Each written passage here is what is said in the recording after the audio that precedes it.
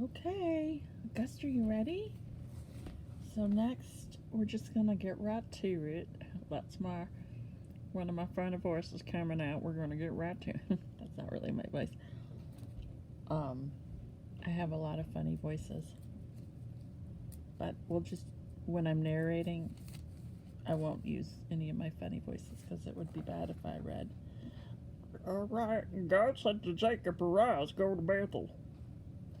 Um, I don't know where that voice comes from, but it's one of my many. But I'll just use my normal voice when I read the Bible. Hopefully. Okay, so Genesis chapter 35.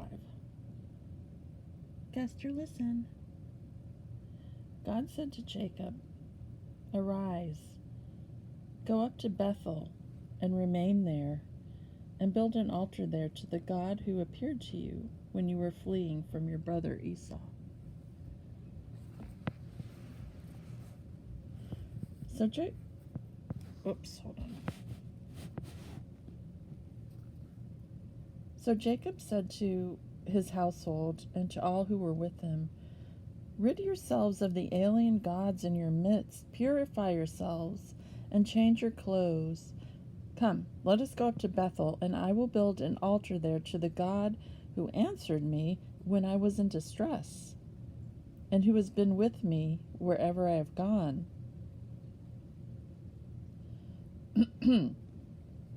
They gave to Jacob all the alien gods that they had, and the rings that were in their ears, and Jacob buried them under the terebinth that was near Shechem.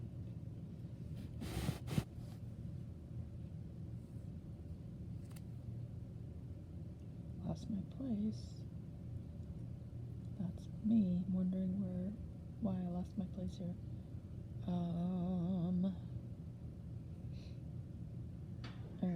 Okay. Oh, okay. And Jacob buried them under the terebinth that was near Shechem. And they set out. Oh, I'm sorry. As they set out, a terror from God fell on the cities round about, so that they did not pursue the sons of Jacob. Thus Jacob came to Luz, that is, Bethel, in the land of Canaan, he and all the people who were with him. There he built an altar and named the site El Bethel, for it was there that God had revealed himself to him when he was fleeing from his brother. Deborah, Rebekah's nurse, died and was buried under the oak below Bethel, so it was named Elon Bakuth. God appeared again to Jacob on his arrival from Padam Aram, and he blessed him. God said to him, "You, whose name is Jacob, you shall be called Jacob no more, but Israel shall be your name." Thus he named him Israel. And God said to him, "I am El Shaddai. Be fertile and increase. A nation, yea, an assembly of nations, shall descend from you. Kings shall issue from your loins. The land that I assigned to Abraham and Isaac, I assign to you, and to your offspring to come will I assign the land." God parted from him at that spot where he had spoken to him, and Jacob set up a pillar at the site where he had spoken to him, a pillar of stone, and he offered a libation on it and poured oil upon it. Jacob gave the site where God had spoken to him the name of Bethel. They set out from Bethel, but when they were still some distance short of Ephrath, Rachel was in childbirth, and she had hard labor. When her labor was at its hardest, the midwife said to her, "Have no fear, for it is another boy for you." But as she breathed her last, for she was dying, she named him Ben-Oni, but his father called him Benjamin. Thus Rachel died. She was buried on the road to Ephrath, now Bethlehem. Over her grave, Jacob set up a pillar. It is the pillar at Rachel's grave to this day. Israel journeyed on and pitched his tent beyond Migdal Eder. While Israel stayed in that land, Reuben went and lay with Bilhah, his father's concubine, and Israel found out. Now the sons of Jacob were 12 in number, the sons of Leah, Reuben, Jacob's firstborn, Simeon, Levi, Judah, Issachar, and Zebulun. The sons of Rachel, Joseph, and Benjamin. The sons of Bilhah, Rachel's maid, Dan, and Naphtali. And the sons of Zilpah, Leah's maid, Gad, and Asher. These are the sons of Jacob who were born to him in Padan Aram. And Jacob came to his father Isaac at Mamre, at Kiriath Arba, now Hebron, where Abraham and Isaac had sojourned. Isaac was 180 years old when he breathed his last and died. He was gathered to his kin in ripe old age, and he was buried by his sons Esau and Jacob. That's the end of chapter 36.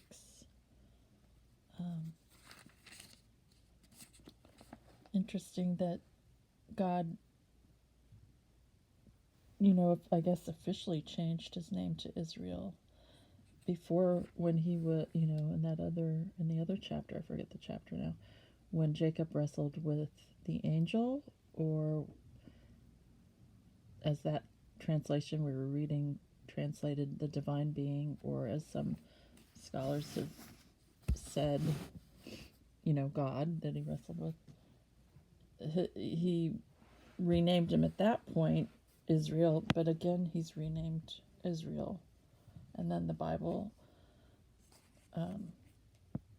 doesn't call him Jacob any longer, but he refers to him as Israel. Okay, now let's read Matthew 27.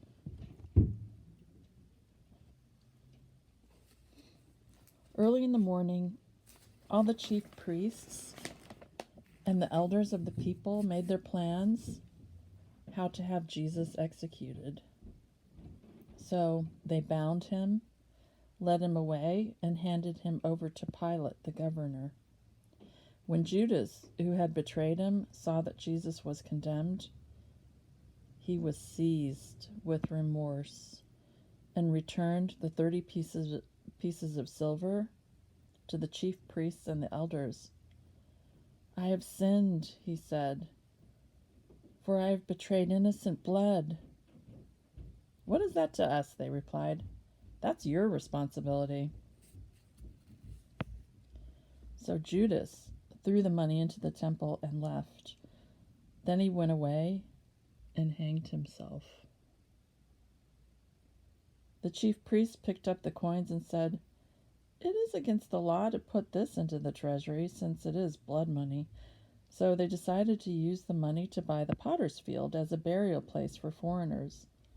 That is why it has been called the Field of Blood to this day. Then what was spoken by Jeremiah the prophet was fulfilled. Quote, "They took the 30 pieces of silver, the price set on him by the people of Israel, and they used them to buy the potter's field, as the Lord commanded me." Unquote. Meanwhile, Jesus stood before the governor, and the governor asked him, "Are you the king of the Jews?" "You have said so," Jesus replied. When he was accused by the chief priests and the elders, he gave no answer. Then Pilate asked him, "Don't you hear the testimony they are bringing against you?" But Jesus made no reply, not even to a single charge, to the great amazement of the governor. Now it was the governor's custom at the festival to release a prisoner chosen by the crowd. At that time, they had a well-known prisoner whose name was... interesting. Hold on. They had a well-known prisoner whose name was Jesus Barabbas.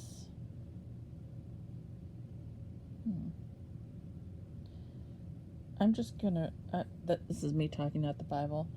I'm going to read the little note about that name that the study Bible has. It says, this is the study note, not the actual biblical text, but it says Barabbas. The name Barabbas means son of the Father. This layers the scene with symbolic overtones. Some manuscripts even include Jesus Barabbas. Barabbas was not a criminal, but a revolutionary or zealot. Okay. Let's move on. Okay, verse 17. So when the crowd had gathered, Pilate asked them, "Which one do you want me to release to you? Jesus Barabbas or Jesus, who is called the Messiah?" For he knew it was out of self-interest that they had handed Jesus over to him. While Pilate was sitting on the judge's seat, his wife sent him this message: "Don't have anything to do with that innocent man, for I have suffered a great deal today in a dream because of him." But the chief priests and the elders persuaded the crowd to ask for Barabbas and to have Jesus executed. "Which of the two do you want me to release to you?" asked the governor. "Barabbas," they answered. "What shall I do, then, with Jesus, who is called the Messiah?" Pilate asked. They all answered, "Crucify him." "Why? What crime has he committed?" asked Pilate. But they shouted all the louder, "Crucify him!" When Pilate saw that he was getting nowhere, but that instead an uproar was starting, he took water and washed his hands in front of the crowd. "I am innocent of this man's blood," he said. "It's your responsibility." All the people answered, "His blood is on us and on our children." Then he released Barabbas to them, but he had Jesus flogged and handed him over to be crucified. Then the governor's soldiers took Jesus into the praetorium and gathered the whole company of soldiers around him. They stripped him and put a scarlet robe on him, and then twisted together a crown of thorns and set it on his head. They put a staff in his right hand. Then they knelt in front of him and mocked him. "Hail, King of the Jews," they said. They spit on him and took the staff and struck him on the head again and again. After they had mocked him, they took off the robe and put his own clothes on him. Then they led him away to crucify him. As they were going out, they met a man from Cyrene named Simon, and they forced him to carry the cross. They came to a place called Golgotha, which means the place of the skull. There they offered Jesus wine to drink mixed with gall, but after tasting it, he refused to drink it. When they had crucified him, they divided up his clothes by casting lots. And sitting down, they kept watch over him there. Above his head, they placed the written charge against him: "This is Jesus, the King of the Jews." 2 rebels were crucified with him, one on his right and one on his left. Those who passed by hurled insults at him, shaking their heads and saying, "You're going to destroy the temple and build it in 3 days? Save yourself. Come down from the cross if you are the Son of God." In the same way, the chief priests, the teachers of the law, and the elders mocked him. "He saved others," they said, "but he can't save himself. He's the King of Israel. Let him come down now from the cross, and we will believe him. He trusts in God. Let God rescue him now if he wants him, for he said, 'I am the Son of God.'" In the same way, the rebels who were crucified with him also heaped insults on him. From noon until 3 in the afternoon, darkness came over all the land. About 3 in the afternoon, Jesus cried out in a loud voice, "Eli, Eli, lema sabachthani," which means, my God, Why have you forsaken me?" When some of those standing there heard this, they said, "He's calling Elijah." Immediately one of them ran and got a sponge. He filled it with wine vinegar, put it on a staff, and offered it to Jesus to drink. The rest said, "Now leave him alone. Let's see if Elijah comes to save him." And when Jesus had cried out again in a loud voice, he gave up his spirit. At that moment, the curtain of the temple was torn in two from top to bottom. The earth shook, the rocks split, and the tombs broke open. The bodies of many holy people who had died were raised to life. They came out of the tombs after Jesus' resurrection and went into the holy city and appeared to many people. When the centurion and those with him who were guarding Jesus saw the earthquake and all that had happened, they were terrified and exclaimed, "Surely he was the Son of God." Many women were there watching from a distance. They had followed Jesus from Galilee to care for his needs. Among them were Mary Magdalene, Mary, the mother of James and Joseph, and the mother of Zebedee's sons. As evening approached, there came a rich man from Arimathea named Joseph, who had himself become a disciple of Jesus. Going to Pilate, he asked for Jesus' body, and Pilate ordered that it be given to him. Joseph took the body, wrapped it in a clean linen cloth, and placed it in his own new tomb that he had cut out of the rock. He rolled a big stone in front of the entrance to the tomb and went away. Mary Magdalene and the other Mary were sitting there opposite the tomb.